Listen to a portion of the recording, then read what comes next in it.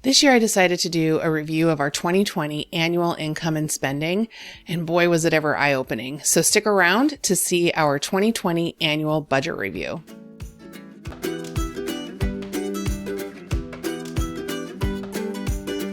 Hi friends, and welcome to the Budget Bounce. If we haven't met yet, I'm Jen, and we talk all about living life on a budget, saving for our future, paying down our debt, and all the life that happens during all of that. So if that's up your alley, then make sure that you hit that subscribe button down below and tap the bell so you'll get notified every time I post a new video. So I decided to do an annual review of our budget this year just to see what it looked like. 2020 was a very hectic, unusual, unique, crazy year for so many of us in many ways. And while we were lucky enough to be able to continue to work and were not impacted financially that way, we had other things that impacted our finances in the way of health and whatnot that resulted in things like leaves of absence and that kind of thing. And so that resulted in us having to make some adjustments along the way. And I've been wanting to do this, but I never really slowed down to do a true annual review of our budget. And so this year I was like, darn it, I'm going to do it. I'm doing it, I'm finishing it, and I'm going to share it. So here we are. So what I'm going to do today is go through all of our budget categories and show you guys month by month and our totals of what we made and what we spent. So here we go. All right, so let's jump in here and take a look at how everything played out in 2020. So the first category is income, and you can see here I have lines for total salaries, the Budget Bounce, Owens Place Inc., our federal tax refunds, our state tax refunds, our stimulus payment, and disability income. So talking strictly about salaries, our total was $105,965. And as you move across here month by month, you can see we had, a little bit of a surge here in income. That was because Matt worked for the unemployment department at the state of Illinois. And with the pandemic happening and so many people experiencing job losses, there was so much overtime that was available. So he was taking advantage of some of that.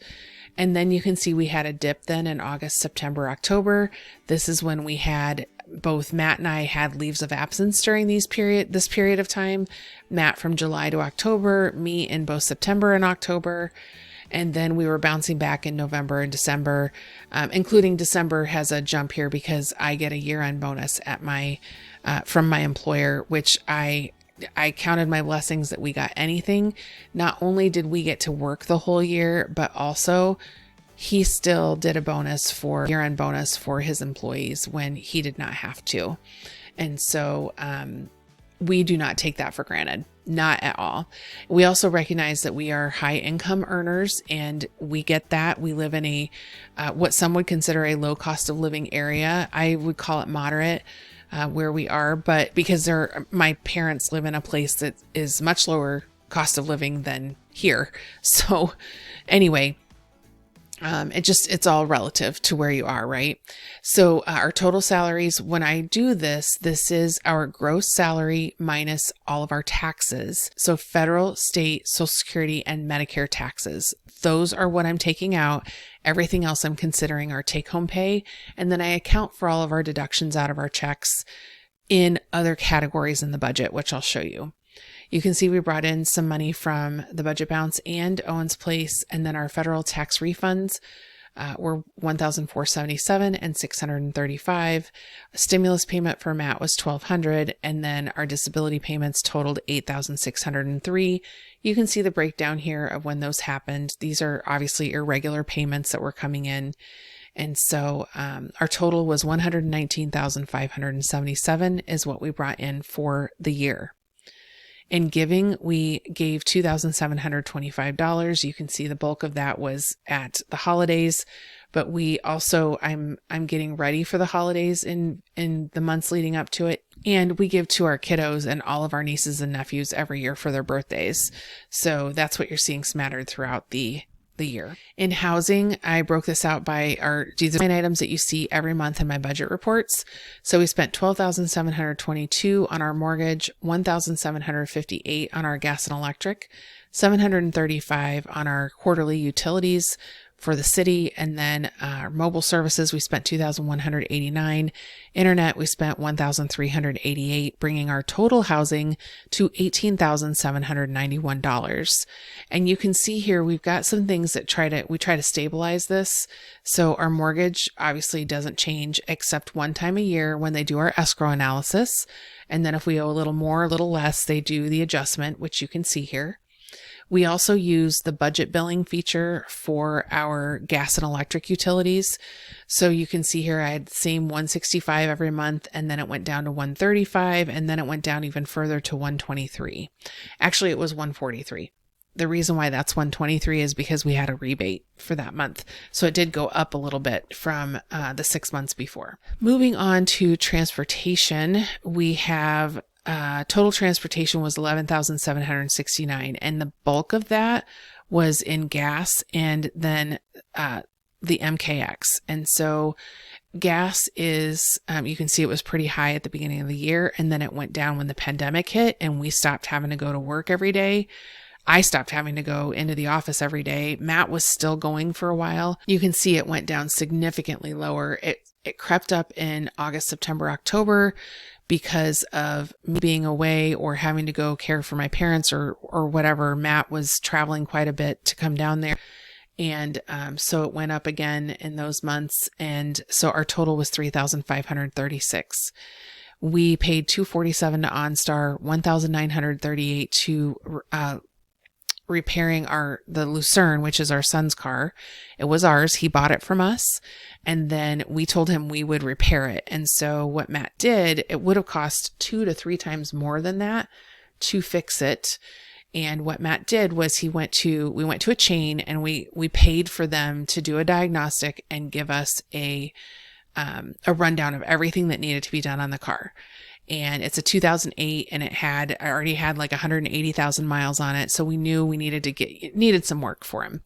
So Matt took that and went to another local shop that we use. And so we go to this guy for non-warranty type work. So, brakes and, oil changes and things like that. So, this guy will allow Matt to buy parts and bring them with him, and then he will install them for us. And so Matt used rockauto.com for that, and it seriously saved us so much money. The other thing, this guy's labor rate is lower than going to like a national chain or a dealership.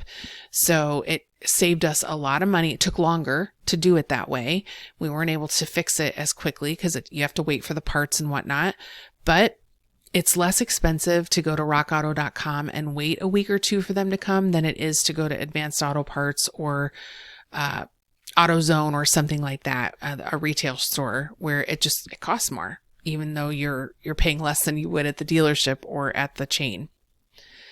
So then we had 976 in repairs to the Traverse, 3,833. It shows up in repairs. It was not repairs. And then $763 in registration and $475 for Uber. So let's go back to repairs for the MKX. We bought the MKX for $3,800 in January. And so then we had very few repairs throughout the rest of the year, but 3,833, I mean, the big chunk of that was buying it, and we bought it for cash. That was what was super exciting. It's the first car we've ever done that with. Then we have our registration and Uber. And the reason why we had Uber was because before we got this all situated where we each had our own car, we were going 3 different directions with 2 cars, and somebody was constantly having to take an Uber to get where they needed to go. So we were doing that for a little bit until we got that all squared away. So $11,769 total is what we spent in transportation. In food, we spent $7,259 on groceries and $2,860 on dining, bringing the total to $10,120. And you can see I really went overboard on groceries in some months, and some months we really went overboard on dining out, especially at the end of the year. This all September, October is a reflection of me being sick and or not at home, and November, December is the reflection of us buying a new home and getting ready to sell and all that kind of stuff.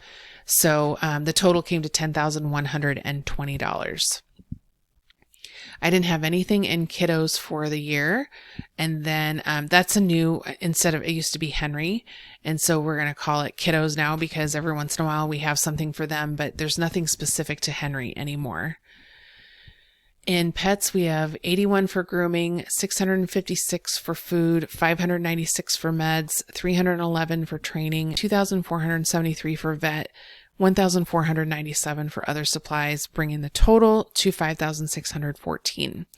Now, the vet is really, really high because we had April and September each were 600. And that's because we lost 2 of our pets this year and we had to put them to sleep. So that cost, it was like around $550 for each one of them. So of our 2,400, almost half of it was just having to pay for putting them to sleep and that kind of thing. Other supplies, 1,497. You can see the bulk of that was in October when we brought the puppy home. And while, yes, we did splurge and that kind of thing, also, we had a dog before and you would think we could use the same things, except that when he came home, he weighed more than either of our grown schnauzers that we had. So he was 11 weeks old and weighed 19 pounds. And that was how much our bigger schnauzer weighed as a full grown adult. You know, our 7-month-old puppy now is 55 pounds. So we didn't have stuff for a large dog. There wasn't anything. He was already bigger than anything we already owned for them. So we had to buy everything new. So the total was 5,614 for pets. And insurance, you can see the bulk of what we spent was on medical insurance. The next one was auto insurance. And then after that, we have life insurance. And that's life insurance policies for me, for Matt, and for Henry. And so I won't run down through each of these, but our total insurance was $13,774. In entertainment, we have $323 for streaming for the year, $38 for HP Inc., $30 for Cinemark, $142 for family entertainment, and then $69 for a Marvel subscription. It's an online comic book that Matt and Henry share. It's a subscription that they both are avid readers. And so you pay for that every year. And the total came to $602. And you can see here that, we had very little in family entertainment all year, very little. And that was because of the pandemic. Here it was because it was winter and we weren't really going out and doing a whole lot. But then the pandemic hit in March and you can see we hardly spent anything. And the bulk of it was this trip to the apple orchard in October. In health, we spent $4,444 on our flexible spending accounts. If you're not sure what those are, that is pre-tax dollars that it's a deduction out of our paychecks that is set aside that we can then use for healthcare expenses. So medical, dental, chiropractic, some over-the-counter items, things like that, prescriptions, all of that. We had $335 for the gym, $980 total for healthcare, and then $39 for prescriptions. And the total came to $5,797. I didn't include line items for extras because they vary. Extras is the category, it's kind of the catch-all for everything that doesn't go anywhere else in any of our other categories. So we spent $12,907. And if you go all the way over here to the right, you can see November and December is where we spent a huge chunk of it. Over $10,000 was spent in extras in those 2 months alone, having to do with buying our home, getting moved and paying movers, all the things associated with that, and getting settled in. Anything in the crap, I forgot about that category. Makes me wonder if I should get rid of that category, but once in a while, some things will sneak up on me. And it's fun. I mean, I like to do this full thing at the beginning. I felt like I was about every month, I had something going, oh crap, I forgot that. In envelopes, these are what we were using to kind of keep track of what we were spending. So I spent $407 personal spending. Matt spent $591. The household was $2,005. Miscellaneous was $1,560, bringing the total envelope to $1,404. in the budget bounce, I spent $2,358 total. And so there was money that you saw that came in from the business itself, but also I invested money. That was what this was, an investment into it. And then our total debt was $27,729. And you can see as we went through the year happening. So in March, this surge was because we had our tax refund, And so I put some of that towards debt. In June, when I decided not to go to the conference that I had been saving up for the fall, I decided to take all that money that I had saved for that trip and pay off a debt. So that's why we had the surge in June.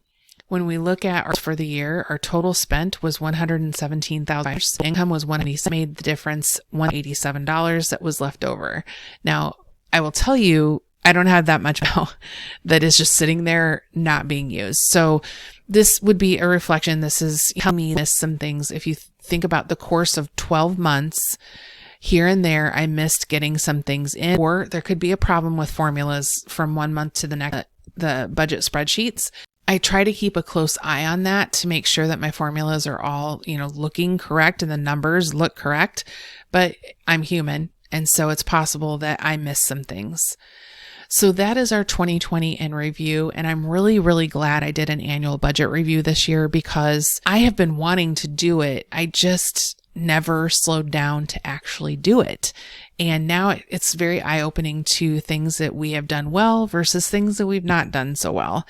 And it doesn't necessarily mean that we are going to make big changes in 2021, but it gives us kind of a starting point for, okay, what do we want to do better this year? Where do we want to focus? Is this how we want to spend our money? Do we want to be doing some, redirecting some of our resources elsewhere? So those are all conversations that Matt and I are going to be having. I mean, I just finished this review. It's February and I'm posting this. So I haven't even had a chance to talk with him in depth about it. He knew I was doing it, but we haven't sat down and really talked about it yet. So if you haven't done an annual budget review before, I highly recommend that you consider doing it. So if you're somebody who's budgeting already, you can go back and look at 2020. And even if you only have part of the year, that's okay. You can look at your part of the year that you have. And it's just a really good exercise to go through just to see where things are really happening.